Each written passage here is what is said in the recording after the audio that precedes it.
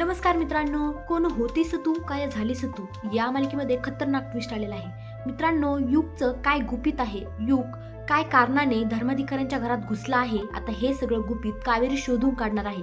मित्रांनो, आता युग हा काहीही कारण नसताना, काहीही घेणं देणं नसताना अचानक धर्माधिकाऱ्यांच्या घरात घुसलेला आहे आणि त्यामुळे कावेरीची तळपायाची आग मस्तकात गेलेली आहे. कारण कावेरीला हे पचतच नाहीये की युग हा यश नाहीये, माझा यश हा देवाघरी गेलेला आहे आणि हा युग कोण कसला आणि चक्क माझ्या घरात घुसलाय.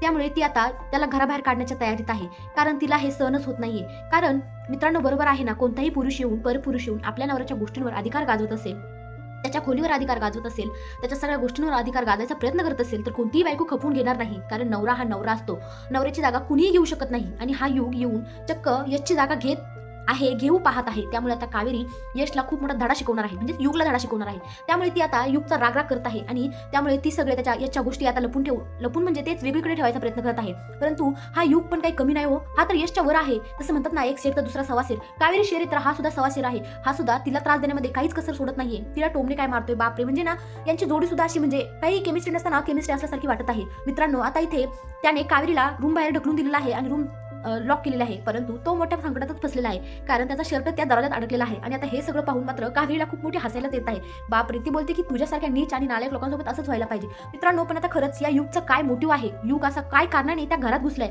त्या युगच खरा यश आहे आणि त्याला कावेरीच्या प्रेमाची परीक्षा घ्यायची नक्की काय ना, हे आता आपल्याला लवकरच कळणार आहे. मित्रांनो, तर तुम्ही पाहत राहा. इकडे आता युग घरी आलाय, म्हणजे यश घरी आलाय खूप दिवसांनी, म्हणून माने आणि सगळ्यांनीच घरच्यांनी मिळून जेवणाचा खूप छान बेत टाकलेला आहे आणि इतकं छान सुंदर असं जेवण बनवलेलं आहे. आणि आता ते जेवण खाण्यासाठी युग आता कावरा झालेला आहे आणि तो इतकं धसाड्यावानी जेवण खात आहे जणू कधी न मिळून गटकन गिळं अशी त्याची गत झालेली आहे. इतकं एखाद्या गावरान बाळासारखं, म्हणजे याच्यातलं खूप दिवस झाले असं वाटतं की तू जेवलाच नाही, उपाशी असं खात आहे. आणि यमुना बोलत आहे की युग, अरे तू असं का जेवत आहेस, जणू काही तुला कधी जेवणच भेटलं नाही.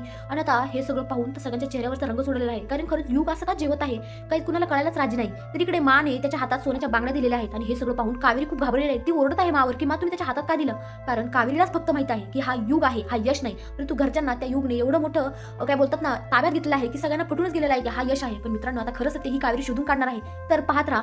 त्याच्यामुळे असे नवीन अपडेट पाहण्यासाठी आपल्या चॅनलला नक्की सबस्क्राईब करा आणि काय वाटतं कमेंटमध्ये नक्की सांगा. धन्यवाद.